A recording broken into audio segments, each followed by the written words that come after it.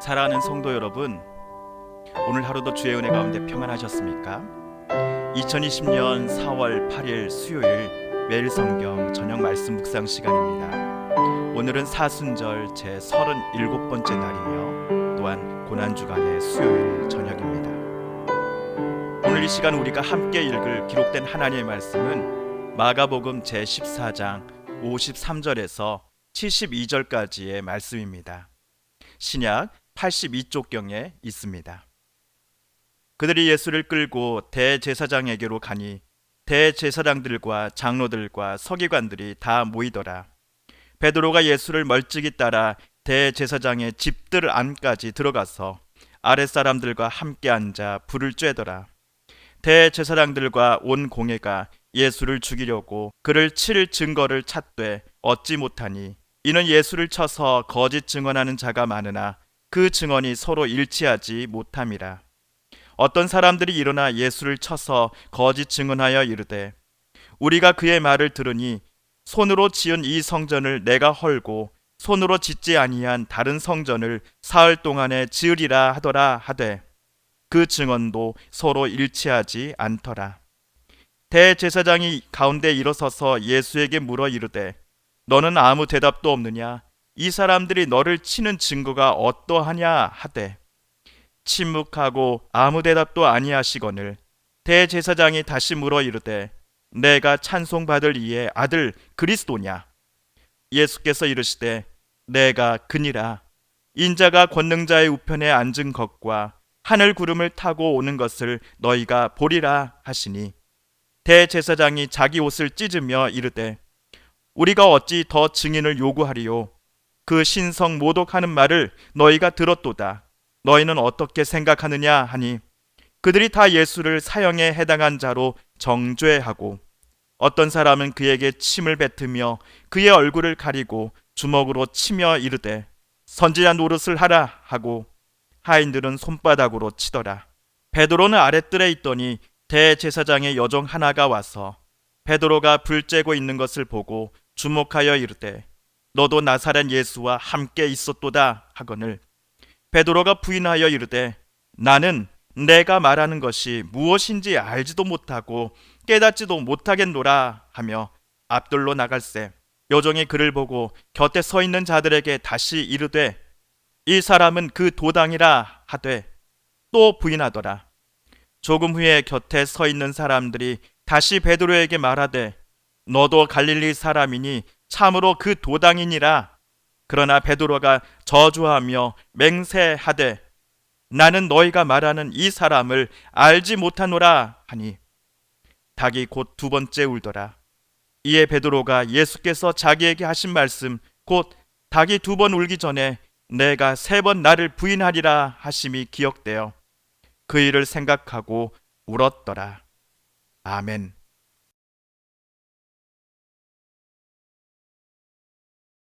예수님께서는 겟세마네 동산에서 배반자 가롯 유다와 무장한 성전 경비대원들에게 붙잡히셨습니다. 그들은 예수님을 대제사장 앞으로 끌고 갔지요. 그때는 자정이 훨씬 넘은 시간이었습니다. 예수님과 제자들의 유월절 만찬 저녁은 자정 무렵에나 끝이 났기 때문입니다. 게다가 겟세마네 동산에서 예수님께서 기도하셨던 시간을 염두에 두면 예수님께서 붙잡히셨던 시간은 금요일 새벽 2시 또는 3시경이 아니었을까 싶습니다. 그런데도 그 늦은 시간에도 불구하고 예수님이 붙잡혀간 대제사장의 공간에는 대제사장들, 장로들, 서기관들이 이미 도착해 예수님을 기다리고 있었습니다. 예수님 당시에 유대는 로마의 통치를 받던 때였습니다. 유대인들에게 누군가를 향해 사형을 언도할 권한이 없었습니다. 오직 로마 총독만이 사형권을 행사할 수 있었습니다. 그렇게 오늘 이 모임은 예수님에게 사형을 언도할 증거들을 수집하여서는 로마 총독 빌라도에게 예수의 신변을 넘겨주기 위해 대제사장, 다른 종교 지도자들, 그리고 산헤드린 의원들이 함께 모였던 자리였습니다. 미슈나 사네드린이라고 하는 주 3세기의 기록물에 따르면 사형에 관련된 재판은 밤에 열릴 수 없다라고 규정되어 있습니다. 만약 이 규정이 약 100년 전 예수님 당시에도 적용되고 있었다 한다면 오늘 재판은 불법입니다. 대제사장, 장로들, 서기관들은 법에 있어서는 자기가 최고 전문가라고 주장하던 사람들이었습니다.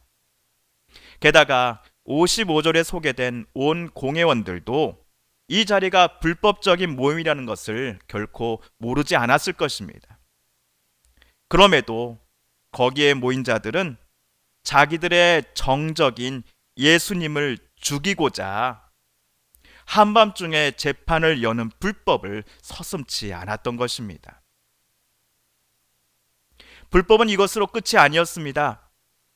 출애굽기 20장 16절에는 내 이웃에 대하여 거짓 증거하지 말라라고 하나님은 이스라엘 백성들에게 명령하셨습니다.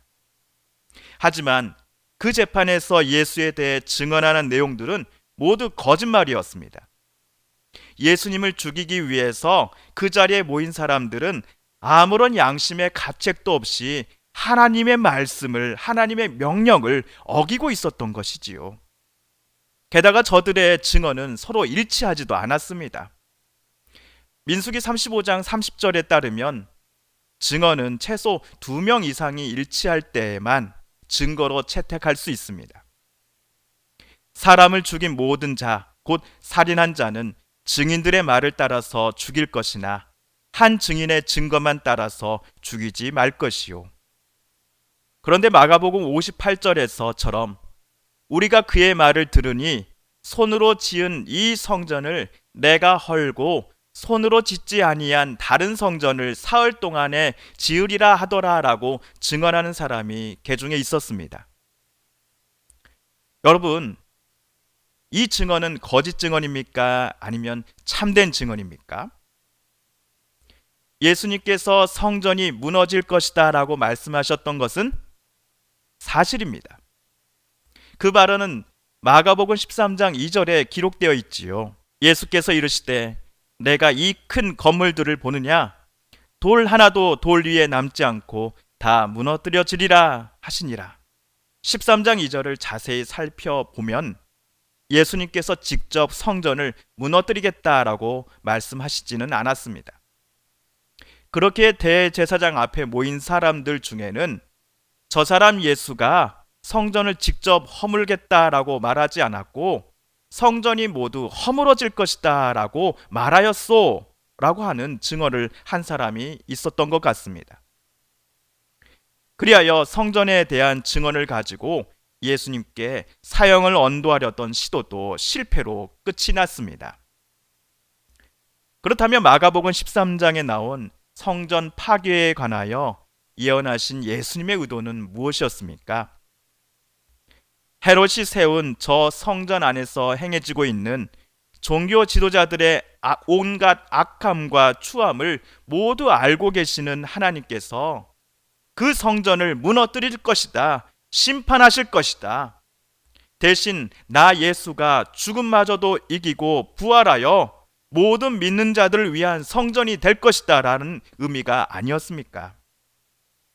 재판이 이대로 흐르면 예수님을 결국 풀어줘야 할 것 같은 분위기가 되어버리자 애가 탄 대제사장은 자기가 직접 예수님을 신문하기 시작합니다. 내가 찬송받을 이의 아들 그리스도냐?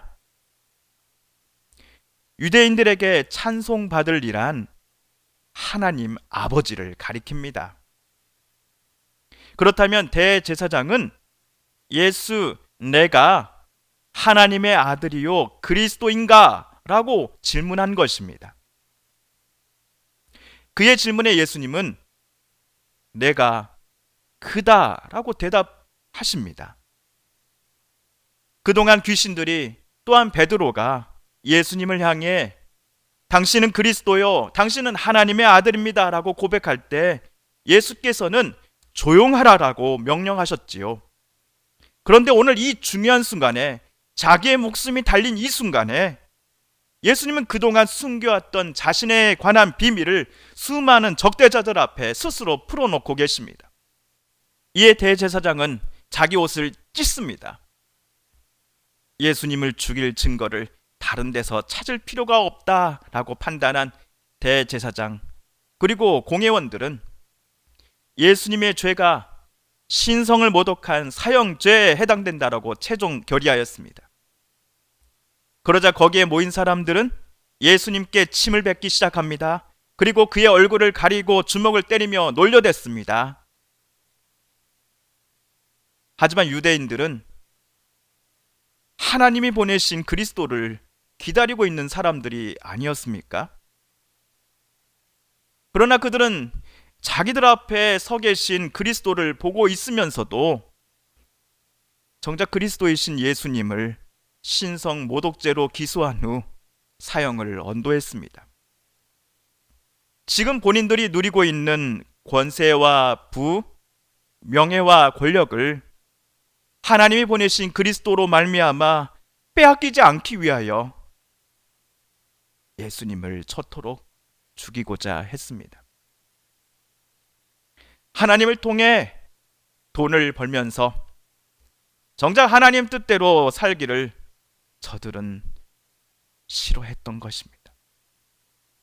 만약 대제사장의 질문에도 예수께서 끝까지 침묵을 지키셨다면 아마도 예수님은 풀려나서 자유의 몸이 되셨을 겁니다. 침묵만 지키면 죽음을 분명 피하실 수 있으셨습니다. 그럼에도 예수님께서는 내가 그다, 인자가 권능자의 우편에 앉은 것과 하늘 구름을 타고 오는 것을 너희가 보리라 라고 말씀하시는 이유는 무엇입니까? 예수님 자신이 죽어야 이룰 수 있는 하나님의 그 뜻을 성취시키시기 위해서였습니다. 예수님은 성경에 나온 하나님의 모든 말씀에 순종하시기 위해서였습니다. 한편 예수님의 제자들은 겟세마네 동산에서 무장한 성전 경비대원들을 보더니 모두 도망치고 말았습니다.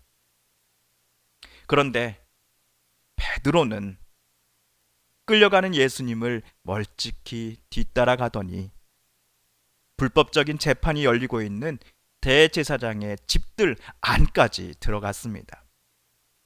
그리고 재판에 참석한 대제사장과 다른 종교 지도자들의 아랫사람들과 함께 불을 쬐고 있었지요.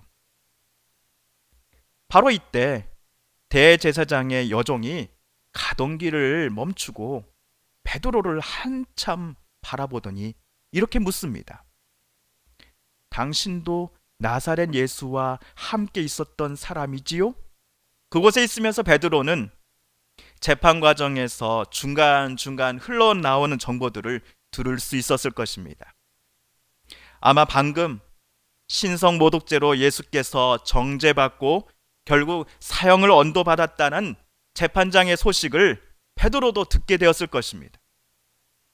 예수님의 제자라는 이유 때문에 예수님과 똑같은 처벌을 자기도 받을 수 있을 것 같다라는 두려움이 엄습했겠지요. 그래서 베드로는 여종의 질문에 아니요! 라고 대답하고는 출입구 가까운 쪽으로 자리를 옮긴 것입니다.